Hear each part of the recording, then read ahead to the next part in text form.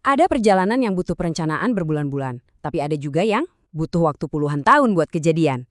Nah, ini cerita tentang yang kedua, soal reuni, persahabatan, dan momen-momen gak terduga yang bikin kita sadar kalau penantian panjang itu kadang-kadang sepadan banget. Coba deh bayangin, nunggu selama itu. Ini tuh bukan soal hiburan biasa ya. Ini lebih kayak janji persahabatan yang melintasi 3 dekade yang akhirnya ditepati juga. Oke, kita mulai dari awal ceritanya. Jadi perjalanan ini tuh hampir aja nggak jadi loh. Kenapa? Karena si naratornya ragu-ragu. Tapi semua berubah pas satu nama disebut. Nah, ini dia dilemanya. Di satu sisi, si narator mikir, Jogja lagi, udah pernah ke sana tahun 2019. Tapi pas nama sahabat mereka, Mul, disebut, wah semua keraguan itu langsung hilang. Jadi jelas kan, ini udah bukan soal tujuannya lagi, tapi soal kesempatan langka buat kumpul bareng. Biar kebayang kenapa perjalanan ini spesial banget, kita perlu flashback sedikit.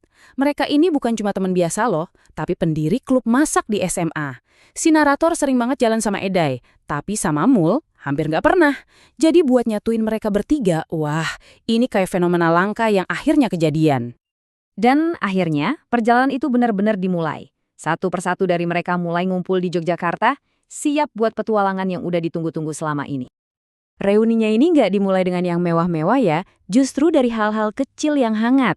Ketemu di stasiun, makan nasi goreng murah di pinggir jalan, dan akhirnya pas Edai berhasil dijemput, tawa mereka bertiga pecah.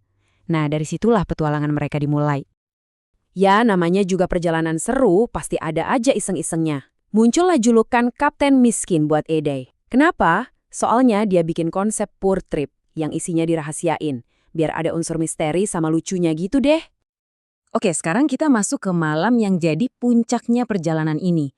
Momen di mana semua drama dan makna muncul. Coba bayangin suasananya. 3 sahabat lama, lagi di bar, ngobrol jujur. Dari hati ke hati. Obrolan yang udah lama banget ditunda. Mereka saling cerita, bahkan sampai ada pengakuan-pengakuan yang bikin kaget. Pernah nggak sih ngerasain momen kayak gini? Pas ngerasa bener-bener nyambung lagi sama teman lama. Dan pas lagi asik-asiknya ngobrol mendalam gitu, tiba-tiba sesuatu yang sama sekali nggak diduga kejadian. Buat si narator, ini tuh pengalaman gempa pertamanya. Pertama kali seumur hidup. Semuanya kerasa cepat, surreal. Momen persahabatan mereka tiba-tiba diinterupsi sama alam dengan cara yang paling dramatis. Pas guncangannya berhenti, si Edai langsung nyeletuk. Kalimatnya tuh pas banget. Dia bilang, dan kamu sempat mikir Jogja itu bosenin ya? Kalimat itu kayak langsung merangkum semuanya. Betapa salahnya pikiran awal si narator. Besoknya, petualangan mereka lanjut lagi. Kali ini mereka mencampur aduk antara nostalgia masa lalu sama bikin kenangan-kenangan yang benar-benar baru. Ini momen yang menyentuh banget sih. Mereka ketemu temen lama lagi namanya Hartono, terus mereka bikin ulang foto yang pernah mereka ambil bareng lebih dari 2 dekade yang lalu. Duduk di sofa yang sama, tapi sekarang umurnya udah kepala 4. Bener-bener kayak melintasi waktu. Dari obrolan mereka, muncul satu pencerahan. Mereka jadi sadar kalau kita kejebak rutinitas, pikiran kita tuh kayak jalan di mode autopilot. Nah, perjalanan kayak gini, ketemu teman lama, berbagi cerita, itu yang maksa kita buat berhenti sejenak dan benar-benar mikir lagi.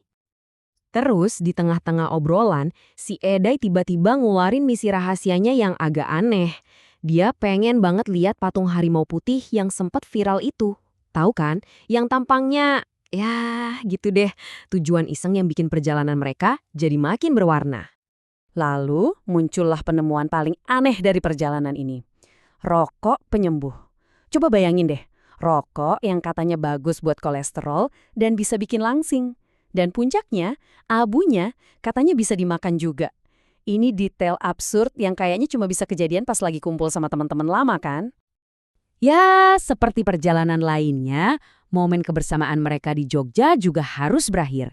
Sekarang kita lihat gimana perpisahan mereka dan apa sih dampak dari perjalanan singkat ini. Jadi setelah lewat tengah malam mereka mulai pamitan. Besok paginya mereka pisah jalan. Si narator terbang pulang, sementara 2 temannya lanjut road trip. Momen mereka di Jogja selesai, tapi kenangannya pasti dibawa masing-masing. Nah, ini dia poin pentingnya. Keraguan si narator di awal itu benar-benar berubah jadi rasa syukur. Perjalanan ini jadi kesempatan yang berharga banget buat ngeliat ke belakang dan menghargai lagi ikatan persahabatan mereka. Dan inilah inti dari semua ceritanya. 30 tahun jelas udah ngubah mereka jadi orang yang beda-beda. Tapi fondasi persahabatan mereka ternyata tetap sama. Rasa peduli yang tulus yang gak goyah sama waktu atau perubahan hidup. Kisah ini ninggalin kita dengan satu pertanyaan nih, buat direnungkan. Di tengah sibuknya hidup kita sekarang, pertemanan mana sih yang begitu berharga? Sampai-sampai sebuah reuni, bahkan setelah puluhan tahun, rasanya jadi sebuah keharusan?